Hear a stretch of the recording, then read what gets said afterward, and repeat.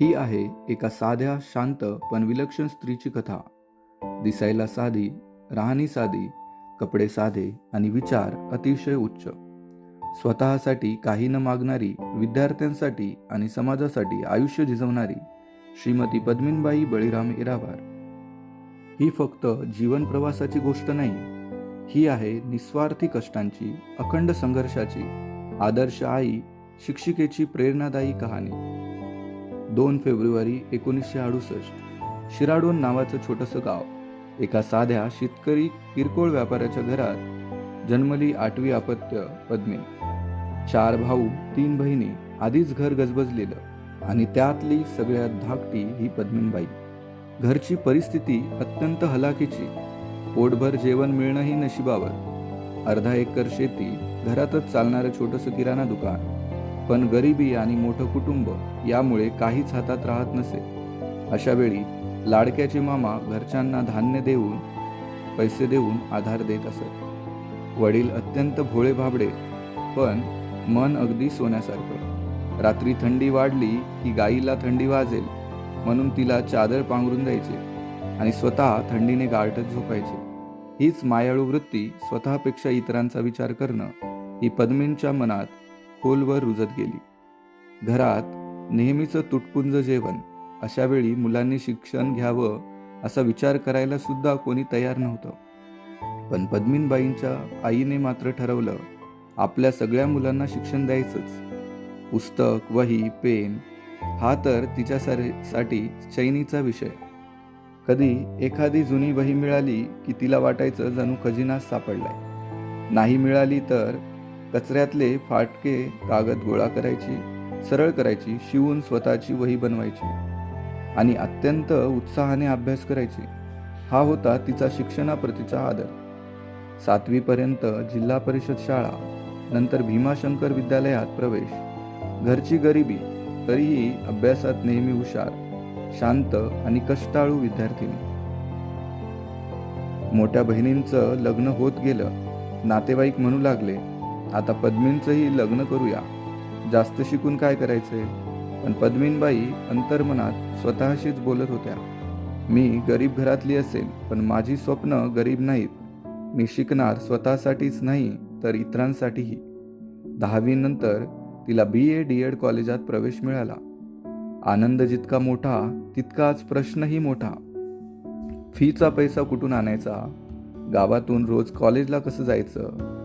अगं, एवढं शिकून काय होणार. गावातील लोकांचा विरोध सुरू झाला. कुटुंबालाही वाटलं 2 दिवसांनी हिचा हट्टीपणा ओसरून जाईल. पण दिवस गेले तसे तिने जेवण बंद केले.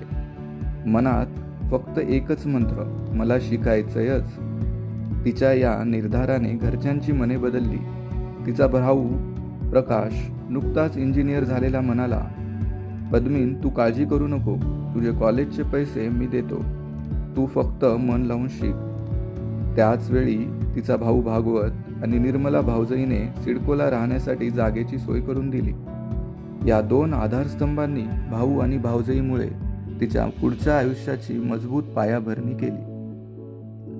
दररोजचा प्रवास, आर्थिक कष्ट, समाजाचा विरोध, सगळ्यांवर मात करत पद्मिनीबाई दिवसरात्र अभ्यास करून सन्मानाने BA DED पूर्ण करतात. शिक्षिका होण्याचं स्वप्न अखेर पूर्ण झालं. पहिली नियुक्ती दगडगाव.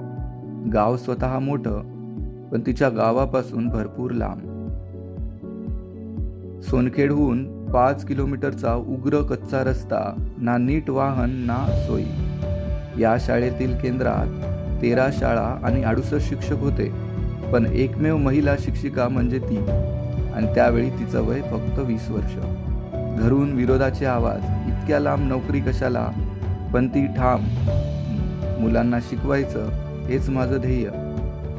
गावात कोणीही तयार नव्हतं तिला किरायाने घर देण्यासाठी.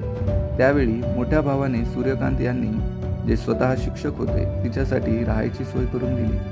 अडचणी येत राहिल्या, पण त्या प्रत्येक अडचणीत तिच्या पावलात अधिक बळ भरलं. 17 मे 1990 पद्मिनीबाईंचं लग्न विठ्ठलराव मुत्ते पवार यांच्याशी झालं. तेही व्यावसायिकदृष्ट्या शिक्षकच. लग्नानंतर अवघ्या 2 महिन्यात विठ्ठलरावांची बदली याच शाळेत झाली. पुढील जवळजवळ 24 वर्ष दोघंही एकत्र एकाच क्षेत्रात एकाच ध्येयासाठी झटत राहिले. या काळात 2 मुलं ऋषिकेश आणि पवन घरात आली. पण घरातील आई असताना शाळेत ती शेकडो मुलांची आई बनली. फक्त पाठांतर नव्हतं, ती मुलांच्या डोळ्यात स्वप्न रंगवायची. स्वतःची कविता, स्वतःची चित्रे आणि स्वतःच शैक्षणिक साहित्य बनवायची. यातून मुलांना अवघड धडेही सोप्या गोष्टींसारखे वाटू लागले. तिच्या कवितेच्या साहित्याची दखल रेडिओपर्यंत पोहोचली आणि तिचा रेडिओवरती अल्बम तयार झाला. तिच्या मेहनतीचा आवाज लोहा पंचायत समितीपर्यंत पोहोचवला. 1999 मध्ये गुरुगौरव पुरस्कार मिळाला, पण तिने तोही नम्रतेने हसत स्वीकारला. ही माझी नाही, ही माझ्या विद्यार्थ्यांची कमाई आहे असं म्हणत. शाळेपुरतीच तिची सेवा मर्यादित नव्हती. गावातील सण उत्सवांचं नियोजन, साक्षरता मोहीम, पोलिओ लसीकरण, मेवाड पूरग्रस्तांना मदत, किल्लारी भूकंपात धावून योगदान दिले, एखाद्या घरचं मूल सांभाळणं, व्याख्यानमालेतून समाजाला जागं करणं, या सगळ्या कामात ती नेहमी अग्रेसर. या अखंड सामाजिक आणि शैक्षणिक सेवेला योग्य मान मिळाला. 2004-2005 मध्ये जिल्हा स्तरावर तिला सावित्रीबाई फुले पुरस्कार प्रदान करण्यात आला. एका साध्या गावातल्या शिक्षिकेला मिळालेला हा सन्मान अनेक तरुण शिक्षकांसाठी प्रेरणास्थान ठरला. मुलांच्या उच्च शिक्षणासाठी 2006 मध्ये कुटुंब नांदेड शहरात स्थलांतरित झालं.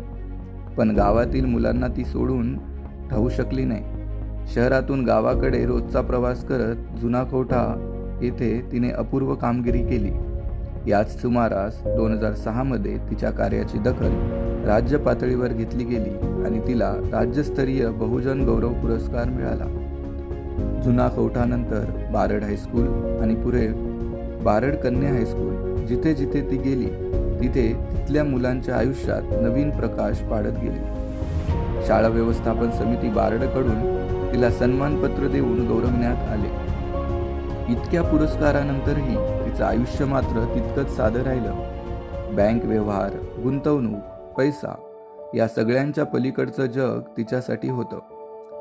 तिचा मुलगा पवन याने एकदा विचारलं, आई बघ ना, कित्येक आई मुलांसाठी नोकरी सोडतात, टाईम देतात, तू आमच्यासाठी का सोडत नाही? पद्मिनीबाई म्हणाल्या, बाळा, मी जर माझ्या सगळ्या विद्यार्थ्यांना मनापासून शिकवलं, त्यांच्यावर आईसारखं प्रेम केलं, तर देव आपोआप माझ्या मुलांची काळजी घेईल. आणि माझ्या मुलांसाठी देव आहेच ना. देवावरील तिची ही अढळ श्रद्धा आणि सेवावृत्ती हळूहळू तिच्याच मुलांच्या स्वभावात उतरली. आज ऋषिकेश आणि पवन दोघंही चांगल्या पदावर आहेत. एक IIT मुंबईमध्ये PhD करत करत इस्कॉन गोवर्धन इको विलेज संस्थेत सेवा करीत आहे आणि दुसऱ्याने पुण्यात स्वतःची कंपनी उभा केली आहे. पाहता पाहता 38 वर्ष 1 महिना 27 दिवस सरले. दररोज सकाळी 5 पासून रात्री 10 पर्यंत चालणारं काम. घर, शाळा, समाज, एकही क्षण फुकट नाही. न कुठलं स्वतःचं पद, न बढाई, फक्त निस्वार्थ कर्तव्यपूर्ती. अनेक माजी विद्यार्थी उभे राहून सांगतात, आज आम्ही जे काही आहोत ते मॅडममुळे. त्यांच्या डोळ्यातले अश्रूच तिच्या सेवेला मिळालेला सर्वात मोठा पुरस्कार आहे. त्या क्षणीही ती फक्त एवढंच म्हणते, मी काही विशेष केलं नाही, मला जे काम देवाने दिलं तेवढंच प्रामाणिकपणे करण्याचा प्रयत्न केला. एका गरीब शेतकरी कुटुंबात जन्मलेली ही साधी मुलगी आज हजारो विद्यार्थ्यांच्या हृदयात वावरते. साधी राहणी, उच्च विचार, याच एका वाक्यात तिचं संपूर्ण आयुष्य सामावलेलं आहे. लग्न आधीच्या तिच्या विकासाचं श्रेय ती सर्वात मोठा भाऊ सूर्यकांत येरावार यांना देते, कारण त्यांचा येरावार कुटुंबाला समोर आणण्याचा सिंहाचा वाटा आहे. आणि लग्नानंतर विठ्ठलराव पाठीशी राहिले, त्यामुळे सर्व व्यवस्थित झाले असं ती म्हणते. जन्म, संघर्ष, शिक्षिका म्हणून निस्वार्थ सेवा, समाजकार्य, पुरस्कार आणि शेवटी समाधानी निवृत्ती, ही आहे पद्मिनीबाई बळीराम येरावार यांची प्रदीर्घ पण अतिशय विनम्र वाटचाल अशा मातृरूपी शिक्षिकेला आपला मानाचा सलाम.